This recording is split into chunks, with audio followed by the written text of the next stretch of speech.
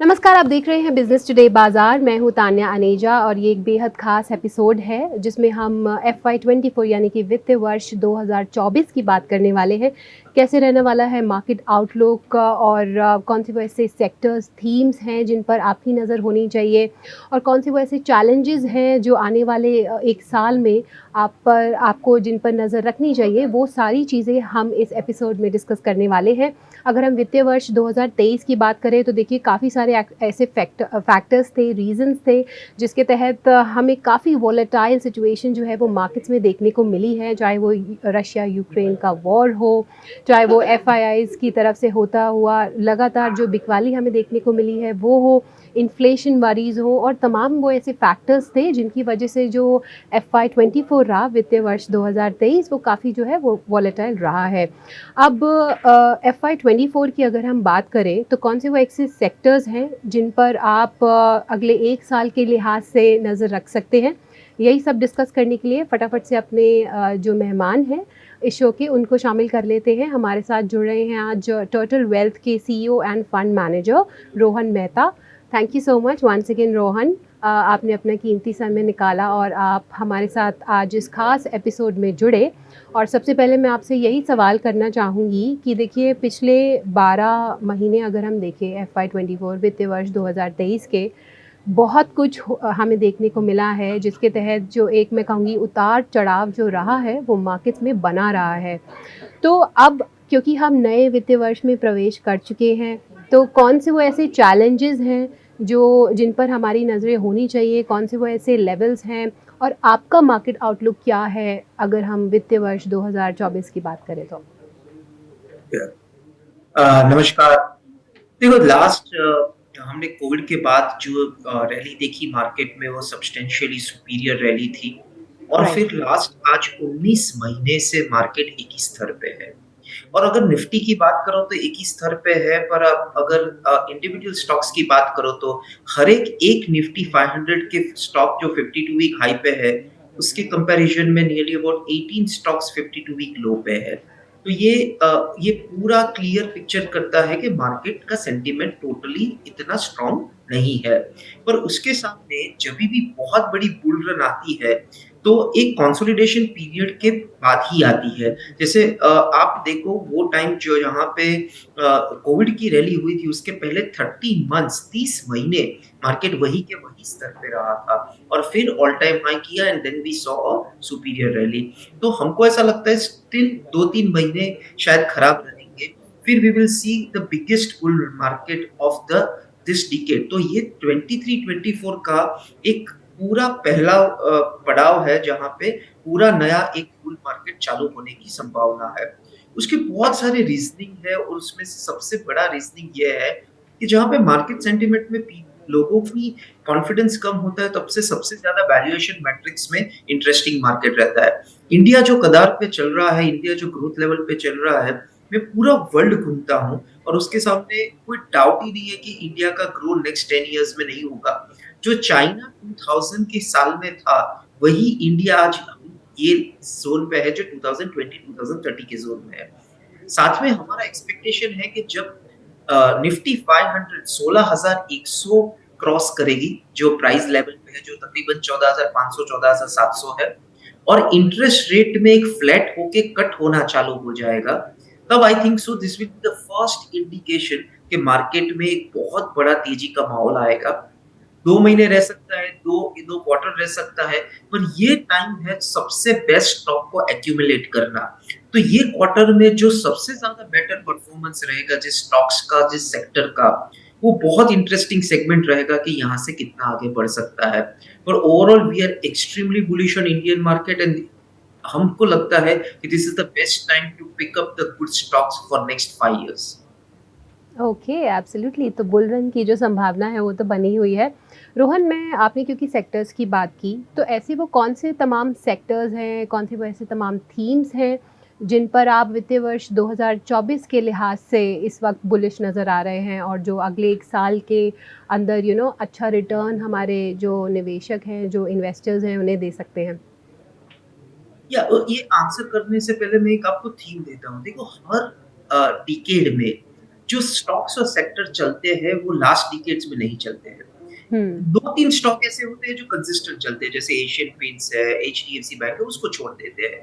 पर जो हुँ, superior return देते हैं, आप देखो 1980-90 में मैन्युफैक्चरिंग चला था, 1990-2000 में आईटी चला था, 2000-2020 में इंफ्रास्ट्रक्चर, पीएसयूज़, पावर चले थे, रियल एस्टेट चली थी, फिर 2010-20 में क्वालिटी स्टॉक्स और केमिकल चले थे। 2020-30 में हमको लगता है कि मैन्युफैक्चरिंग बहुत आगे बढ़ेगा। देखो, जो मेक इन इंडिया की जो मोदी जी की पहल है, वो कहीं न कहीं बहुत बड़ा रूप ले रही है। हम इतनी कंपनियों को मिलते हैं, I think every week we meet 4 to 5 management, और सब बहुत कैपेक्स कर रहे हैं, ग्रोथ का एक्स्ट्राऑर्डिनरी मूवमेंट चल रहा है। सो एक तो मैन्युफैक्चरिंग हो गया, दूसरा है इंफ्रास्ट्रक्चर। आज आप इंडिया में कहीं पे भी घूमो, हर रोड खुदा हुआ है, कुछ ना कुछ बिल्डिंग बन रहा है, कहीं न कहीं कुछ कंस्ट्रक्शन हो रहा है। यही चीज़ आप यूरोप देखो, एक जगह पे भी आप कंस्ट्रक्शन नहीं देखोगे। तो that is the reason India का इंफ्रास्ट्रक्चर सेगमेंट इतना बड़ा होने वाला है, जो हम सोच नहीं सकते हैं। आज आप सोचो कि इंडिया में एक नया इंफ्रास्ट्रक्चर रोड बनता है, जो नितिन गडकरी जी बोलते हैं, इतनी सारी बिज़नेस की अपॉर्च्युनिटी क्रिएट होती है। जैसे सूरत से चेन्नई का रोडवे बन रहा है। आप मानोगे नहीं, तकरीबन 50,000 करोड़ का सूरत को फ़ायदा होगा जस्ट बिकॉज़ ऑफ दैट। सो ऐसे तो बहुत सारे रोडवेज़ जुड़ने वाले हैं। And the right. Last part is PSU. हमको अभी भी ऐसा लग रहा है कि पीएसयू में सुपीरियर वैल्यू क्रिएशन की अपॉर्च्युनिटी है। Companies like PFC, power grid, SBI, Hindustan aeronauticals limited, जो बहुत अच्छे वैल्यूएशंस पे मिल रही है, जहाँ पे हुँ। वैल्यूएशन के वैल्यू माइग्रेशन होने की बहुत बड़ी संभावना है। बिल्कुल, तो मैन्युफैक्चरिंग, इंफ्रा और पीएसयू ये वो ऐसे तमाम थीम्स हैं जिन पर आप अपनी नज़र रख सकते हैं। और रोहन, क्योंकि Q4 अर्निंग्स भी अब स्टार्ट हो चुकी हैं, सारी नज़रें उस पे भी बनी हुई हैं। तो अभी हमने देखा कि टीसीएस के जो रिज़ल्ट्स आए हैं वो एक्सपेक्टेशन से तो काफ़ी, मैं कहूँगी कि नीचे ही आते हुए हमें दिखे हैं। इनफैक्ट अगर आप रेवेन्यूज़ और मार्जिन्स की ही बात करें तो वो स्ट्रीट के मुताबिक नहीं आए हैं। तो आपका जो नज़रिया है, आपका जो आउटलुक है वो टीसीएस के लिए और जो तमाम कंपनीज़ हैं जो Q4 अर्निंग्स जो हैं वो पेश करने वाली हैं, आपका क्या आई मीन आप क्या सोचते हैं इन कंपनीज़ के बारे में? और क्या हमें अर्निंग्स डाउनग्रेड्स भी देखने को मिल सकते हैं Q4 के बाद, या फिर आप बुलिश हैं? देखो, टीसीएस की पहले बात करूँ तो टीसीएस एक पहले बहुत बड़ी कंपनी हो चुकी है, और हुँ, ये सेगमेंट में जहाँ पे वर्ल्ड की थोड़ी इरेशनलिटी है, यूरोपियन कंट्री से लेके यूएस कंट्री, तो भी ये लेवल का प्रॉफिटेबिलिटी करती है, वो अपने आप में बहुत कमाल चीज़ होती है। देखो, हर हुँ, एक कंपनी हर एक साल, हर एक क्वार्टर को आउट परफॉर्म नहीं कर सकती है, वो हमको मान लेना चाहिए। तो राइट, टीसीएस ने जो ग्रोथ किया है, वी बिलीव दैट अभी भी यहाँ से 1-2 साल टीसीएस का इतना ग्रोथ नहीं आएगा, बिकॉज़ कॉम्पिटिशन्स भी बहुत बढ़ गए हैं। छोटी-छोटी कंपनीज़ ने बहुत अच्छा काम किया है in comparison of big IT service companies. So यहाँ पे सेगमेंट में मुझे ऐसा लगता है वैल्यू 1-2 साल में और क्रिएट होगी प्राइस के कंपैरिज़न में, फिर यहाँ से ग्रोथ आ सकती है। ये टीसीएस के लिए है। दूसरा, पूरे आईटी कंपनी में हम आईटी स्मॉल कैप पे बहुत बुलिश है in okay, comparison to IT mid cap और लार्ज कैप। और क्वार्टर 4 नंबर्स, ये जो नया नंबर्स है ये क्वार्टर के, उसमें इंटरेस्टिंग ये है कि बहुत नेगेटिव ऑलरेडी एक्सपेक्टेशन है। डीग्रोथ होगा, डी-रेटिंग, यहाँ पे नंबर्स एक्सपेक्टेशन से क्वार्टर ऑन क्वार्टर वाई-ओ-वाई अपग्रेडेड नहीं आने वाले हैं। ये ऑलरेडी बहुत लेवल पे एक्सपेक्टेड है। आई थिंक सो यहाँ पे सरप्राइज़ेज़ की उम्मीद बहुत अच्छी जगह पे होगी। जो कंपनी सबसे ज़्यादा सरप्राइज़ करेगी ऑन अ लार्जर सेगमेंट, उसको सबसे ज़्यादा री-रेटिंग मिलेगा। देखो, डाउनग्रेड किसको मिलता है उसकी बात करने का कोई मतलब नहीं, बिकॉज़ जो परफॉर्मर होते हैं वो तकरीबन 2% होते हैं, जो नॉन परफॉर्मर होते हैं वो 98% होते हैं। जो 2% लोग हैं, 2% है, और इसमें भी कोई सेक्टर ने कंटीन्यूअस अपग्रेड किया है। जैसे हमने 3 क्वार्टर 4 क्वार्टर पहले देखा था, जो ऑटो सेगमेंट में हुआ था। हुँ, Mahindra right, and Mahindra, Tata motors, TVS motors, सब में अपग्रेड आया था, और वहाँ हुँ, पे आपने देखा होगा कि ऑटो में पूरा री-रेटिंग आया था। यही अगर कोई चीज़ नए सेक्टर में होती है ये क्वार्टर में, तो ये पूरी तेज़ी नेक्स्ट क्वार्टर तक टिकती है। तो लोग बोलते हैं कि फंडामेंटल में सिर्फ लॉन्ग टर्म ही होता है, पर ऐसा हुँ, ज़रूरी नहीं है। आप क्वार्टर नंबर्स भी बहुत अच्छी तरीके से देखो, तो एक अच्छा medium term to long term play भी हो सकता है। So surprising companies and sectors will be a very interesting game, पर यहाँ पे भी हमको लगता है मैन्युफैक्चरिंग बहुत बड़ा सरप्राइज करेगी। ओके, एब्सोल्युटली, बहुत ही बेहतरीन तरीके से आपने ये चीज़ समझाई है। अदानी ग्रुप की अगर हम बात करें तो उस पे भी जो फ़ोकस है वो हट नहीं सकता है और इनफैक्ट अगर आप वैल्यूएशंस देखें उसकी तो काफ़ी करेक्शन हमें देखने को मिली थी हिंडनबर्ग रिपोर्ट के बाद। आपको लगता है क्या ये वैल्यूएशंस अब फ़ेयर हैं और अब क्या ये अट्रैक्टिव नज़र आ रही हैं? कोई ऐसा अदानी स्टॉक और आपकी जो राय है अदानी ग्रुप पर, क्या अब सही समय है इस ग्रुप में प्रवेश करने का? देखो, मैं इसको अलग नज़रिए से बताता हूँ आपको कि हुँ, फॉर हुँ। एग्ज़ाम्पल एक स्टूडेंट होता है, वो एक यूनिवर्सिटी से मार्क लाता है और मार्क बहुत अच्छे आते हैं। पर आपको लगता है कि यूनिवर्सिटी का मार्क में झोल है, तो और या कॉर्पोरेट गवर्नेंस का इश्यू है, तो फिर आप वो मार्क पे भरोसा नहीं करते। राइट। अदानी में कहीं न कहीं क्या हुआ है, as a fund manager point of view जो हम आज फंड चलाते हैं मिलियन डॉलर्स के, मेरे मेरे पास ही नहीं, सब जगह पे कॉर्पोरेट गवर्नेंस का बहुत बड़ा मिसमैच ऑफ एक्सपेक्टेशंस हो गए हैं। अभी जितने भी नंबर आते हैं, वो वहाँ पे सबको डाउट होता है कि ये नंबर सही होंगे कि नहीं। तो वहाँ पे एक फंड मैनेजर या पब्लिक मनी मैनेजर को इन्वेस्ट करने में बहुत डर लगेगा। तो ये अदानी को बहुत ध्यान रखना पड़ेगा कि ये कॉर्पोरेट गवर्नेंस को कैसे अच्छा किया जाएगा। एक कंपनी की मैं बात करता हूँ, कंपनी है यूफ्लेक्स। उसके प्रमोटर को आज से 25 साल पहले 1 दिन के लिए जेल में डाला गया था। आज भी उसका डर वैल्यूएशन में दिखता है। सबसे ज़्यादा अंडर परफॉर्मिंग कंपनी है यूफ्लेक्स बिकॉज़ ऑफ दैट। सो मैं आपको ये बताता हूँ कि मुझे अदानी के कोई पॉइंट से कोई कमेंट करने का कोई मतलब नहीं है, पर जहाँ पे कॉर्पोरेट गवर्नेंस वीक होता है, वहाँ पे वैल्यूएशन मैट्रिक्स का कोई मतलब ही नहीं होता है। सो व्हेन कॉर्पोरेट गवर्नेंस कोई अच्छा होगा, वहाँ पे हम देखेंगे कि वैल्यूएशन मैट्रिक्स या प्रॉफिट नंबर पे क्या चीज़ हो सकती है। For as a fund manager and a portfolio manager, I would recommend और सजेस्ट, और मैं अपने आप के लिए we would avoid that pure segment. Okay, absolutely. तो ये राय आती हुई नज़र आ रही है हमें अदानी ग्रुप के स्टॉक्स पर एक और ऐसा स्पेस है जिन पे हमारी जो है नज़रें बनी रहती हैं, लाइमलाइट में रहता है ये भी, और वो है न्यू एज इंटरनेट कंपनीज़। तो जो जितनी भी ये सारी न्यू एज टेक कंपनीज़ हैं, इनमें हमने देखा है कि जो करेक्शन है वो देखने को मिली है, चाहे वो वैल्यूएशन के लिहाज से हो, प्रॉफिटेबिलिटी का इशू होता है। तो आपकी क्या राय है इस स्पेस पर, और आपको लगता है कि अगर हम वित्तीय वर्ष 2024 की बात करें तो इस स्पेस में भी निवेश किया जा सकता है? या सी देखो, हम हमारा फंड का एक रूल है कि हम सिर्फ प्रॉफिट मेकिंग कंपनी में ही निवेश करते हैं। सो हम ओके। फंड लेवल पे नहीं कर सकते, पर अगर आप मुझे बात करो कि कंपनी क्या है, मुझे ऐसा लगता है डिस्ट्रक्शन ऑफ वैल्यूएशन जो है वो कहीं न कहीं खत्म हो गई है। अभी यहाँ से और नीचे जाने की बहुत जगह नहीं है ये स्टॉक्स में, बिकॉज़ ये लोग ने डेंट कर दिया है। आज मैं क्रेडिट कार्ड यूज़ नहीं करता हूँ, मैं पेटीएम ही यूज़ करता हूँ। हर जगह नली नुक्कड़ में पेटीएम आ गया है। आज मेरी 6 साल की डॉटर को पता है कि डैडी मुझे केक खाना है तो ज़ोमैटो कर लो।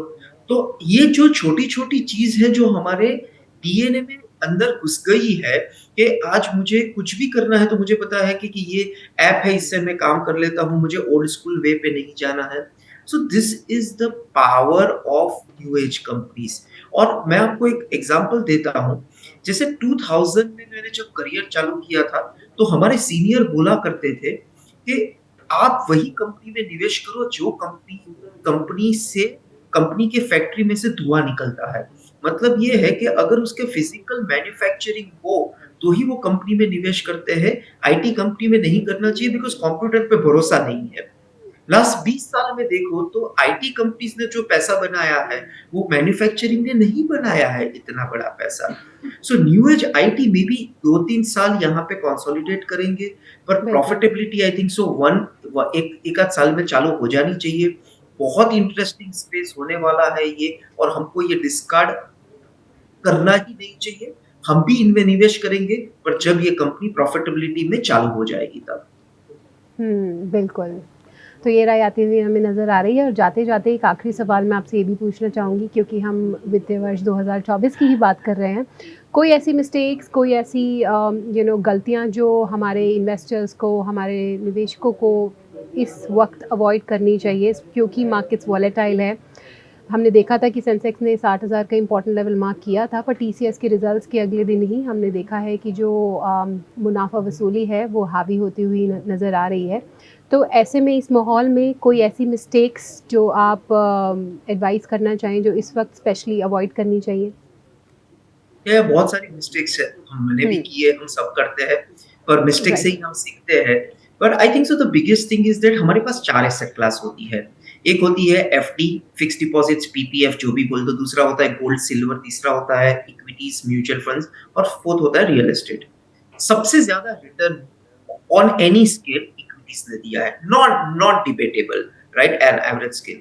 पर सबसे ज़्यादा पहला प्रॉफिट बुकिंग किसमें होता है घर में से? एफडी निकल नहीं सकती है, गोल्ड घर पे मम्मी या वाइफ बेचने नहीं देती है, रियल एस्टेट सोशल स्ट्रक्चर नहीं बेचने देता है, बिकता क्या है? इक्विटीज। सो मेरे हिसाब से जो ये हम इन्फ्लेशन पे है, हमारे पास और कोई ऑप्शन ही नहीं है लॉन्ग टर्म सोचने के सिवा। सो आप जब भी निवेश करो, एक एक्सपर्ट लेके निवेश करो। हम खुद बाल नहीं काटते हैं, हम सबने कोविड में ट्राई किया था, राइट, पता है हमने क्या कर लिया था। तो हम क्यों खुद करना चाहते हैं? अगर आप खुद करते हो, तो आप अच्छी लर्निंग लो, अच्छे लेवल का ट्रेनिंग लो, अच्छी बुक पढ़ो और एक लॉजिकल पॉइंट ऑफ व्यू से इन्वेस्ट करो। मार्केट में 2 टाइप के लोग सबसे ज़्यादा कमाते हैं पैसा, या तो जो लक में बिलीव करते हैं या तो लॉजिक में बिलीव करते हैं। लक तो कंट्रोल में नहीं है, लॉजिक कंट्रोल में है।